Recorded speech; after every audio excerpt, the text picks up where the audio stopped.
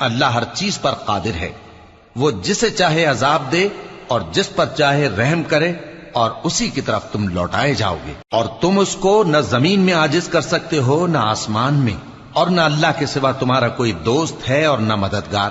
اور جن لوگوں نے اللہ کی آیتوں سے اور اس کے سامنے حاضر ہونے سے انکار کیا، وہ میری رحمت سے نا امید ہو گئے ہیں، اور ان کو درد دینے والا عذاب ہوگا۔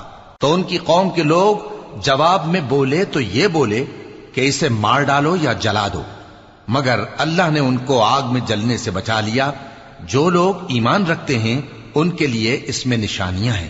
اور ابراہیم نے کہا کہ تم جو اللہ کو چھوڑ کر بتوں کو لے بیٹھے ہو تو دنیا کی زندگی میں باہم دوستی کے لیے، مگر پھر قیامت کے دن ایک دوسرے کی دوستی سے انکار کر دو گے اور ایک دوسرے پر لعنت بھیجو گے، اور تمہارا ٹھکانہ دوزخ ہوگا اور کوئی تمہارا مددگار نہ ہوگا۔ پس ان پر ایک